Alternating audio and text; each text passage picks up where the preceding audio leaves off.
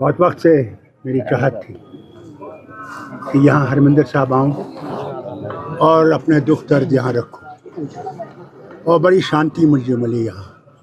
पहले भी कई दफ़ा आया हूँ और आज ज़रूरी था इस उम्र में यहाँ पहुँचना।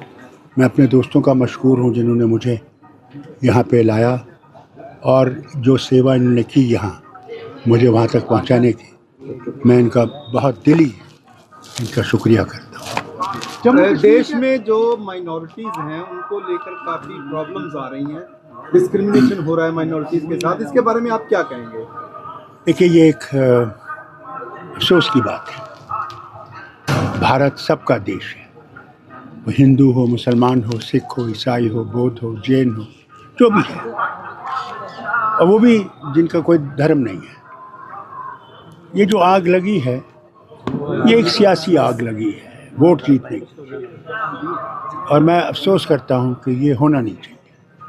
भारत बचेगा जब हम सब इकट्ठे रहेंगे। भारत को अगर कोई भी आपत्ति आएगी तो सब इकट्ठे उसका लड़ेंगे। पहले भी हुआ है, आज भी होगा। सर, J&K को लेकर हमेशा सेपरेट नेशन या यूनाइट इंडिया के लेकर इसको लेकर सवाल उठते रहे, इसको बारे में आप क्या कह रहे हैं? क्या कहते हैं जय के बारे में? क्या J&K को अलग से स्टेट माना जाता है या बोला जाता है, और इंडिया को अलग से तो कहाँ स्टेट है? वो तो जनाब ने यूटी बना दी है, जो हिंदुस्तान का मुकुट था उस पर काला रंग भर दी है।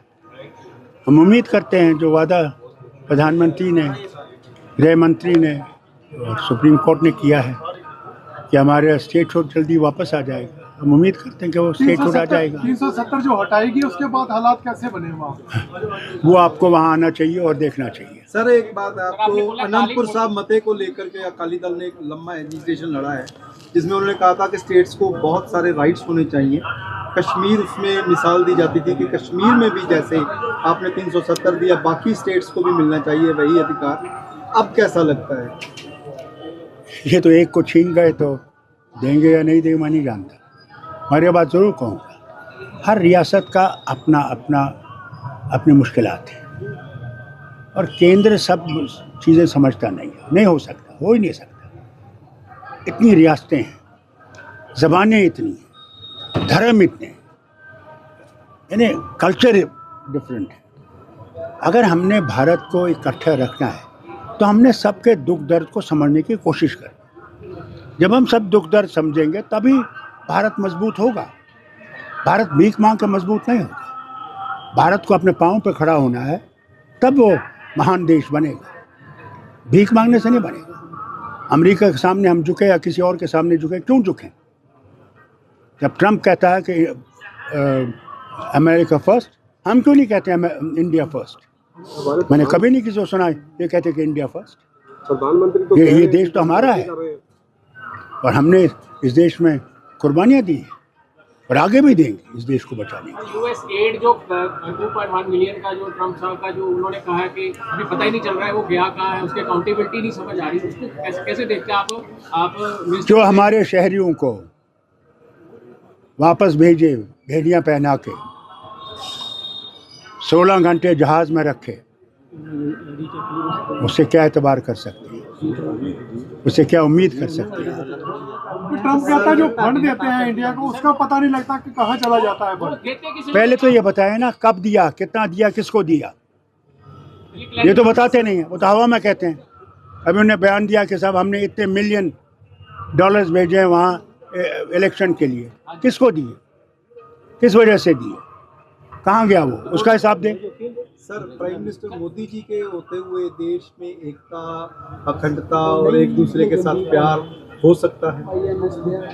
ये वक्त बताएगा। सर, बीजेपी और कांग्रेस है इस फंड को लेके एक दूसरे पर इल्जाम लगा रही है, लेकिन इस फंड का नहीं पता चल रहा है। आप कैबिनेट, मैंने कहा ना जनाब, यहाँ किसी चीज़ का पता नहीं लगता। सर, एक लास्ट, हम अफसोस इस बात का है कि पार्लियामेंट में कमेटी बन जाती है, आप उस पर बहस की जाए। याद है आपको, किसानों के 3 बिल लाए थे, हमने उसे कहा था मेहरबानी करके गलत बिल है, इसको मेहरबानी करके सिलेक्ट कमेटी में भेजिए, नहीं भेजा। 700 से ज़्यादा किसानों ने अपनी शहादत दी। जब यूपी का इलेक्शन आया तो तीनों बिल वापस लेने पड़े। उससे पहले क्या कहते थे, हम बिल्कुल नहीं लेंगे, होएगा ही नहीं। ताकत देश में इंसानों की है। जिस दिन ये देश उठेगा और अपना हक मांगेगा, उस दिन सबको पता चलेगा कि देश कहाँ है और किधर है और क्या हुआ है। सर फर्स्ट इलेक्टेड एमसीएम थे आपके फादर साहब नहीं, और अब क्या कहते हैं, देखिए, कौन सी प्रॉब्लम्स है जो अभी नहीं सुनिए, मैं आपको सुनाऊं। जी इस गलतफहमी से आप हटिएगा कि यह प्रॉब्लम कभी ख़त्म होगा। इंटरनेशनल पावर्स जो हैं वो कोई भी ऐसी चीज़ें ख़त्म नहीं करना चाहते। वो मामला हो पैलेस्टाइन का या वो जम्मू कश्मीर का। उनके बंदूकें कैसे बिकेंगे, उनके जहाज़ कैसे बिकेंगे, उनकी तोपें कैसे बिकेंगी, उनके पानी के जहाज़ कैसे बिकेंगे। वो अपनी कंपनियां चलाना चाहते हैं हमारे खून के ऊपर। तो फिर गुमराह नौजवानों को आप दिशा देने के लिए कुछ उसमें मैं तो ये समझता हूँ कि दोनों मुल्कों को, बल्कि सार्क जो था, सार्क को हमें रीजनरेट करना चाहिए। जितने भी हमारे पड़ोसी देश हैं उनके साथ बैठ के हम लोगों को सारे मसले अपने हल करने चाहिए, जैसे यूरोपियन यूनियन करती है। इसीलिए सार्क बना था। वक्त आ गया है जब सार्क को वापस आना चाहिए और हम देशों के साथ बड़े भाई की तरह इंसाफ करने चाहिए। किसान आज भी अपने मांगों को लेके जो सड़कों पे है, धरने पे है, 1 साल हो चुका है, एमएसपी की मांगे कर रहे हैं वो अपनी 12 फसलों पे। क्या चाहिए? मैं समझता हूँ उनको मिलना चाहिए, उनका हक है।